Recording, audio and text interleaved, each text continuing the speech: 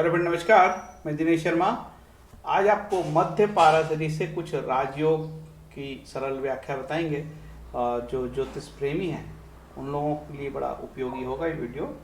और खासकर जो नवमेश और पंचमेश से बनने वाले योग होते हैं, जो जो ग्रह नवमेश और पंचमेश से युक्त या दृष्ट हो वे सुखप्रद होते हैं। अष्टमेश, षष्टेश, द्वादशेश और मार्केश से युक्त हो तो वो शोक देने वाले होते हैं। मतलब 8वें भाव का स्वामी, छठे भाव का स्वामी, 12वें का और मार्केश, मार्केश मतलब धन भाव और सप्तम भाव के स्वामी शोक देने वाले होते हैं। इनसे राजयोग कनेक्ट हो जाता है तो खंडित होता है। 90% कुंडलियों में यही होता है कि उन शुभ राजयोगों में एक बुरा योग वाला ग्रह घुस जाता है। कभी कभी नवमेश दसमेश की युति में षष्टेश इंटर मार लेता है या अष्टमेश की एंट्री हो जाती है तो दिक्कत होता है। चलिए पहला योग अपन स्टार्ट करते हैं। वीडियो हो सकता है कि थोड़ा सा लंबा बने तो थोड़ा सा आपको धैर्य धारण करना पड़ेगा, ठीक है।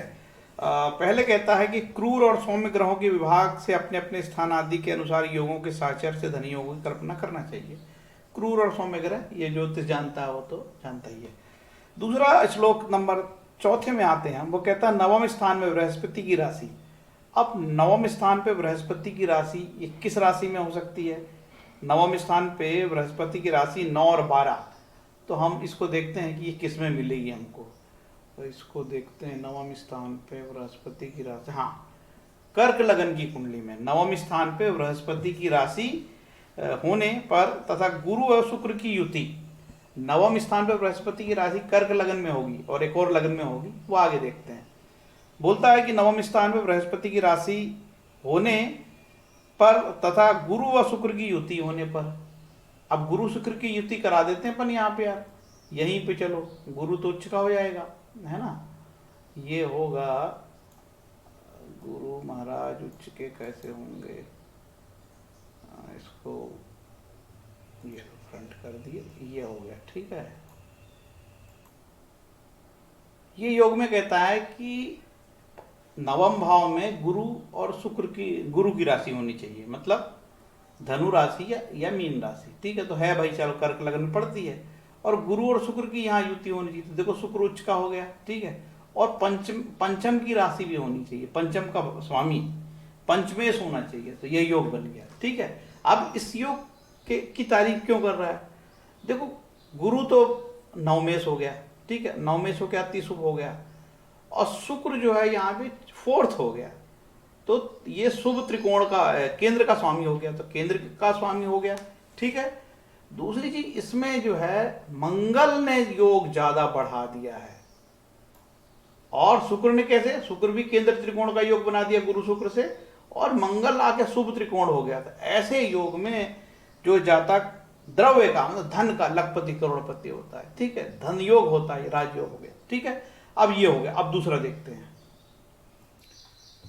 दूसरा योग जो है वो तुला लग्न में बनेगा। पंचम भाव में बुध, जो ये दूसरा योग है वृषभ लग्न की कुंडली में अप्लाई होता है। वो कहता है कि पंचम भाव में बुध की राशि हो 3 या 6, मिथुन या कन्या, यदि उसमें शुभ ग्रह बैठा हो तो शुभ ग्रह अपन देखते हैं कैसा बैठेगा।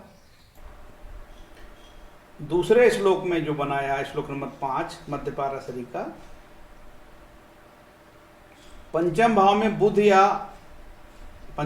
बुध की कन्या या मिथुन राशि हो, ठीक है साहब। पर यदि उसमें शुभ ग्रह बैठा हो तो शुभ ग्रह गुरु को हमने बैठा दिए, चंद्रमा के साथ मंगल लाभ स्थान पे हो, चंद्रमा के साथ मंगल लाभ स्थान पे हो, ठीक है। तो ये इसको बोला है कि ऐसा व्यक्ति जो है उत्पन्न जातक प्रचुर द्रव्य का नायक होगा, मतलब बहुत पैसे होगा। देख लेते हैं कि अब योग बना तो हम इसकी समीक्षा भी तो करें। योग तो बना दिया, क्या होगा इसमें कि चंद्रमा और मंगल की युति लाभ में करा दिया। अब चंद्रमा क्या इसमें उपचय का प्लैनेट, उपचय में जाता तो बुरा नहीं अच्छा होता है, ठीक है, बहुत अच्छा हो गया। मंगल क्या है इस कुंडली में? इस कुंडली में मंगल केंद्र का स्वामी हो गया और 12वें का स्वामी हो गया, ठीक है। तो मंगल कोई योगकारी तो नहीं है, लेकिन बोलता है कि यहाँ उन्होंने युति करा दिया, तो चंद्र मंगल की युति कराया। लेकिन यहाँ पे हमको लगता है कि ना चंद्रमा योगकारी है ना मंगल योगकारी है। हमको अर्थ नहीं समझ में आया अभी, लेकिन हम देखते हैं कि गुरु को ले लेते हैं इसमें, है ना।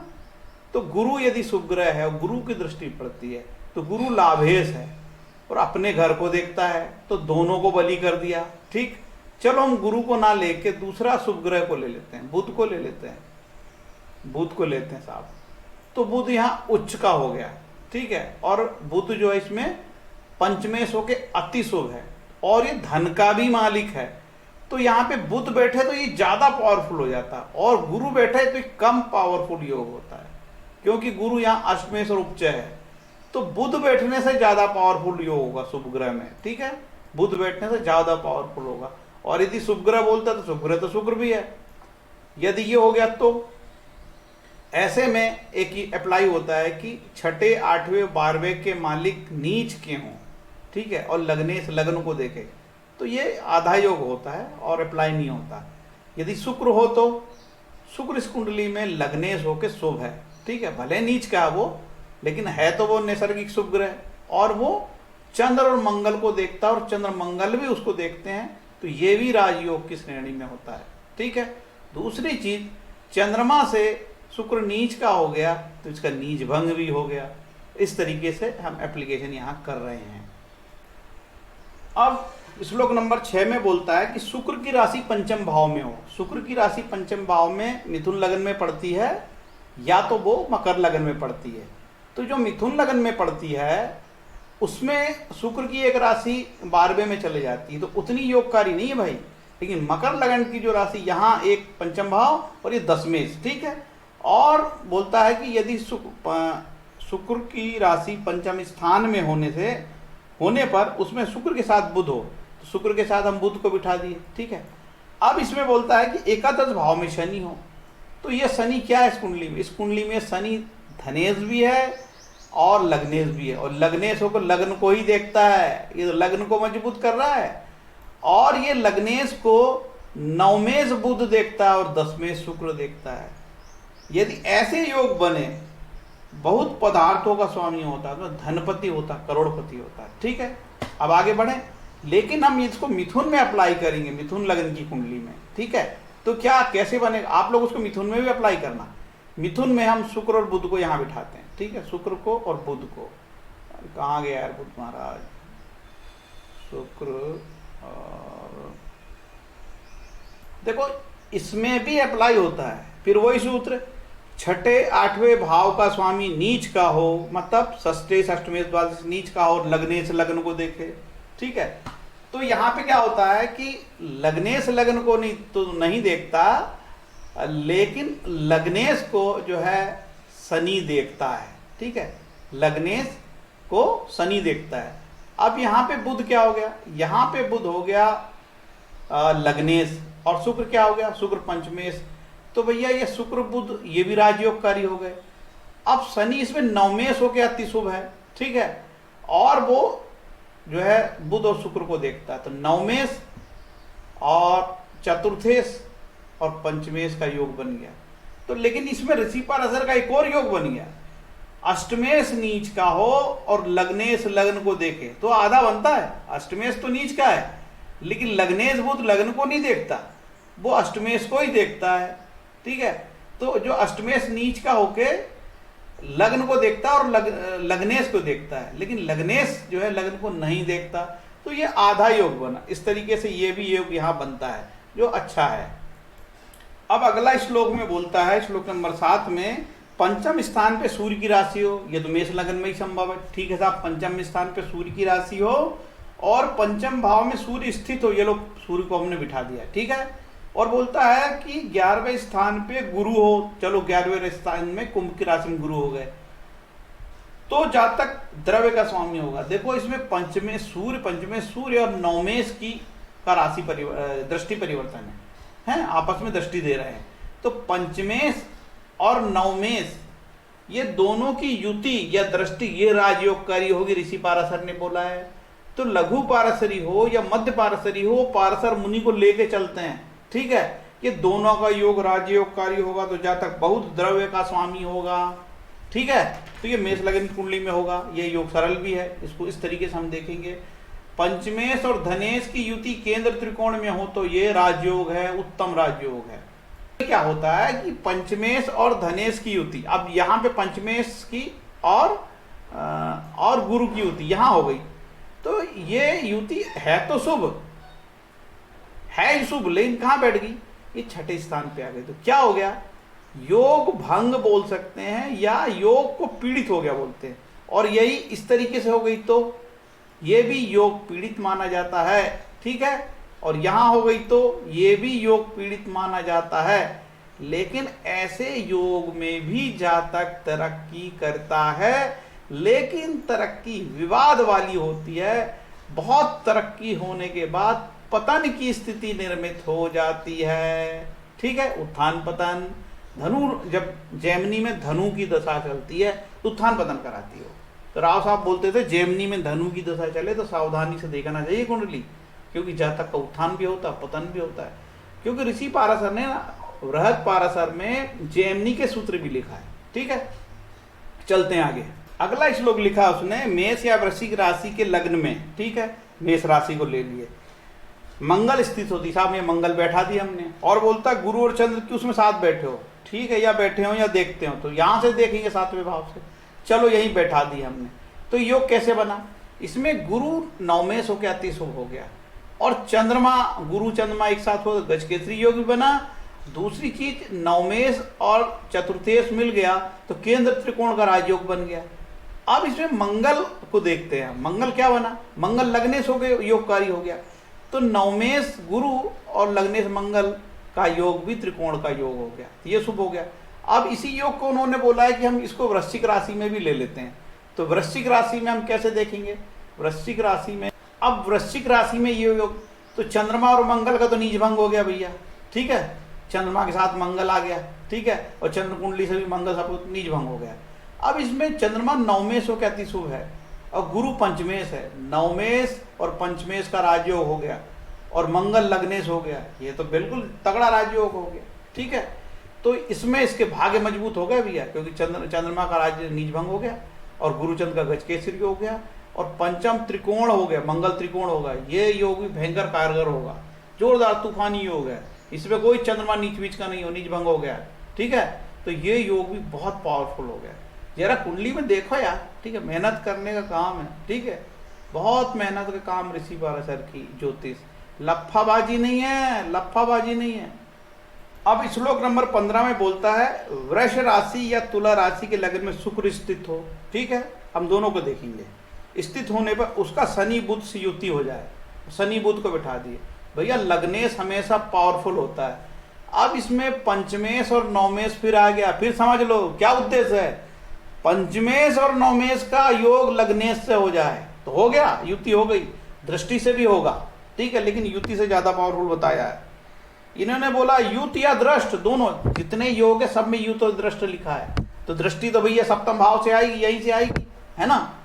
तो ऐसा में बोलता है कि जातक धन तथा यश से युक्त होगा। वृषभ लग्न की कुंडली में शनि बुध और शुक्र हो। अब इसका क्या महत्व, क्यों बोल रहा शुभ, लघु पाराशरी मध्य पाराशरी वाला क्यों बोल रहा है शुभ, कारण क्या जानते हो, ऋषि पाराशर पहले ही बोल चुका है कि पंचमेश और नवमेश का योग राजयोगकारी है, और ये त्रिकोण हो गया, ये वृषभ राशि ये शुभ त्रिकोण हो गया, और केंद्र भी हो गया, क्योंकि लग्न को तो ये त्रिकोण का भी अधिक पावर है, और त्रिकोण भी है और केंद्र भी है, शुभ त्रिकोण है, शुभ केंद्र है। तो शनि शुक्र बुध की युति राजयोग, यश और मान सम्मान सब मिलेगा, ठीक है। यही योग को हम तुला लग्न में देखते हैं, बिल्कुल वही बात, कुंभ राशि का मालिक होकर शनि निर्दोष, शनि उच्च का हो गया, और यहाँ बुध नवमेश होके आ गया, बुध पंचमेश और नवमेश की युति राजयोगकारी और लग्नेश हो गया, ये बिल्कुल राजयोग होगा, 100% राजयोग होगा, ठीक है, इसमें कोई दो मत नहीं है। मैं पूरा राइटर से सहमत हूँ, क्योंकि मैंने इसको अप्लाई करके देख चुका हूँ ऐसी कई कुंडलियों में, और बहुत लोग पैसे वाले रहते हैं, संपन्न रहते हैं। अब यूट्यूबर हैं यार, कोई बताता थोड़ी है यार कि साहब मेरे पास 100 गाड़ी है, 2 गाड़ी है, लोग मंत्री लोग ही फोन कर देते हैं, IAS IPS ही फोन कर लेते हैं, चुपचाप सुनते रहते हैं, क्या बता रहा है यार अपने बारे में, अच्छा बता रहा तो अंदर अंदर खुश हो जाते हैं, और थोड़ी और एक दो प्यार से बोलने लगते हैं, थोड़ा सा बुरा बताए तो इरिटेट होने लगते हैं, और फिर ज़्यादा बात नहीं करते, रख देते पैसे, तो चूंकि पहले से अपन ले लेते हैं तो क्या बात है, ठीक है भैया तेरे को जमे तो ठीक है, नहीं तो राम राम। बड़े बड़े झूठे लोग भी हमको इसमें वास्ता पड़ता है, ज्योतिष में बहुत झूठे मक्कार लोग परीक्षा भी लेते हैं, ठीक है, बहुत परीक्षा लेते हैं, तो उनकी परीक्षा में कई बार अपन खरे उतरते हैं, कई बार फेल हो जाते हैं। यार कोई ऋषि पाराशर थोड़ी है कुंडली सामने पटक दे, बताओ महाराज अब 500 रुपये दे के खरीद थोड़ी लिया यार। तेरे को तो 5000 वाला भी नहीं बता पाया, 12000 वाला भी नहीं बताया, 15000 वाला भी नहीं बताया, तभी तो 500 रुपये वाले के पास आते हो दोबारा। यदि 12000 15000 वाले ने फलित कर दिया होता तो आप 500 रुपये का एस्ट्रोलॉजर नहीं खोजते भाई, ठीक है। बुरा लगे तो 2 रोटी ज्यादा खाओ। अब श्लोक नंबर 16 मध्य पारशरी बोलता है कि मकर या कुंभ राशि लग्न में हो, उसमें यदि शनि स्थित हो, ठीक है, तथा बुध और शुक्र युत हो या दृष्ट हो, तो जातक धन तथा यश से युक्त होता है। बिल्कुल साफ। कैसे होगा बताओ। अब इसमें फिर वही फंडा लग गया भैया, या बुध जो है सबसे पहले तो पंचमेश होके अति शुभ और दशमेश भी है, और देखो बुध महाराज या नवमेश होके, फिर वो ऋषि पाराशर को याद करो जो बोलते हैं कि पंचमेश नवमेश का योग केंद्र त्रिकोण में राजयोगकारी होगा। इस योग में कहीं लग्न शामिल हो गया तो बल्ले बल्ले हो गया। राजयोग क्या होगा, धन तथा यश मिलेगा। यही चीज हम देखते हैं कुंभ में, देखो कुंभ में, ठीक है, कुंभ में भी हम यही चीज देख रहे हैं। यहाँ पे शनि अपनी राशि का, और या नवमेश हो गया कुंभ में, शुक्र नवमेश हो गया, और पंचमेश हो गया बुध अति शुक्र हो गया, पंचमेश नवमेश का योग हो गया, लग्न शामिल हो गया, केंद्र त्रिकोण का शुभ योग बन गया, और धन तथा यश से युक्त हो गया। इस तरीके से लघु पाराशरी को समझने से आपको ज्योतिष धीरे धीरे समझ में आएगी। अदरवाइज इंदौर वाला 1 लाख में सिखाता है, उसका स्टूडेंट हमको फोन करता है, महाराज हमको कुछ बता दो। हम क्यों बता दें यार, ठेकेदारी पाल रखे हैं क्या? 1 लाख रुपए इंदौर में दो, गुड़गांव में दो, दिल्ली में दो, मुंबई में दो, कलकत्ता में दो, लखनऊ में दो, और फिर हमसे पूछो तो क्या हमने फ्री की दुकान खोल रखी है क्या? बिना पैसे के हम किसी का कुछ काम नहीं करते आजकल। हमको ये सब किसने सिखाया? हमको लोगों ने ही सिखाया। ऐसे प्रोफेशनल हो ना, सरल हो गए तो आपके सिर के बाल लोग निकाल लेंगे, ठीक है। तो भैया ये खत्म हुआ धनयोग मध्य पाराशरी का। अब बताता हूं कि मैंने किस राइटर की किताब से ये सब देखा। लघु पाराशरी, मध्य पाराशरी, व्याख्याकार डॉक्टर हेमंत कुमार शर्मा, आशीर्वचन प्रोफेसर रामचंद्र पांडे। किताब कहाँ से लिखी गई है? चौखंबा सुर भारती प्रकाशन। लघु पाराशरी मध्य पाराशरी चौखंबा सुर भारती प्रकाशन वाराणसी की है, डॉक्टर हेमंत कुमार शर्मा, ठीक है। स्पष्ट बता दिया। कुछ छुपाया क्या मैंने? एक भी चीज छुपाया क्या? मैंने नहीं छुपाया, आपको सारी बात बता दी। अच्छे भाव से ज्योतिष सीखो, भगवान सबके पेट की रक्षा करता है। भगवान ने आपको पैदा किया है ना, जब चोंच दिया है तो चुग्गा भी देगा, समझ गए? चोंच मतलब मुंह, चुग्गा मतलब अनाज, ठीक है। चिंता मत करो, अच्छे भाव से ज्योतिष करो। लंद फंद उल्टा सीधा काल सर्प योग, ये मोती बेचना, ये नगीना बेचना, जो पाराशर की भी सीख जाऊंगा, और बोले लाल किताब भी सीख जाता हूँ ना, बोले ग्राहक जाना नहीं चाहिए, वास्तु भी सीख लेता हूँ, ठीक है। और बोले केपी क्यों छोड़ू, केपी भी सीख लूं, कसपल भी सीख लूं, और तो और अंक ज्योतिष भी सीख लूं, और तो और टैरो कार्ड रीडर भी मैं ही बन जाऊं, कि मेरी किराना दुकान में कोई आ जाए तो उसको मैं सामान दूंगा ही दूंगा, कुछ भी मांगे मैं दूंगा, हर कंपनी का रखूंगा। तो ऐसी दुकान कचरा हो जाती है कभी कभी। किसी एक विषय में महारत हासिल करो। ऋषि पाराशर की एस्ट्रोलॉजी, जिसको वृहत पाराशर होरा शास्त्र बोलते हैं, इससे बड़ा कुछ नहीं है, यही सब कुछ है। बाकी केपी के भाव किसने दिया? ऋषि पाराशर ने। केपी ने भाव लिए, उनसे राशि लिए, और बोले अरे पाराशर की में तो कुछ नहीं आता। क्यों? तुमसे बना नहीं तो तुम बोले कि केपी से बहुत बढ़िया आता है और इससे कुछ नहीं आता है। ये जिसको ऋषि पाराशर की एस्ट्रोलॉजी नहीं बनती, फिर वो कूदता फांदता आगे जाता है, सही है ना। ये बात हुई कि ज्योतिष से प्यार करो, और मेरे जो देखने वाले हैं उनको मैं ईमानदार बनने के लिए प्रेरणा देता हूँ। ईमानदार आदमी के पास थोड़ा सा धन नहीं होता, ये बात सही है, क्योंकि हमको भी कंप्यूटर रखना पड़ता है, मोबाइल रखना पड़ता है। 1 सेकंड भी यदि समय जाता है तो मोबाइल का डेटा खत्म हो जाता है, कंप्यूटर बिगड़ जाता है। कंप्यूटर वाला दया नहीं करता। लाइट, बिजली, पानी, सब की सुविधा चाहिए। तो हम या हमारे दर्शक या हमारे सीखने वाले, वो बेचारे क्यों गरीब बने फिरे? अच्छी फीस लीजिए, महंगी फीस लीजिए। यदि अच्छा फलित करते हो यार फीस ज्यादा ले लेना, लेकिन रत्न मत बेचना। काल सर्प योग जैसे गंदा योग जो है ही नहीं वो मत बताना। काल सर्प योग के चक्कर में किसी को नहीं डालना। काल सर्प योग है ही नहीं, फर्जी योग है। पूरे भारत में नहीं दुनिया में लूट चल रही है इसकी, क्योंकि हमारे यहाँ के कुछ कमीने दूसरे देश में भी चले गए, वहां पे भी यही कर रहे हैं, वहां पे भी नगीना बेच रहे हैं वो, ठीक है, वहां पे भी लोगों को काल सर्प योग से डरा रहे हैं। वाशिंगटन न्यूयॉर्क में बैठा आदमी काल सर्प योग की बात करता है।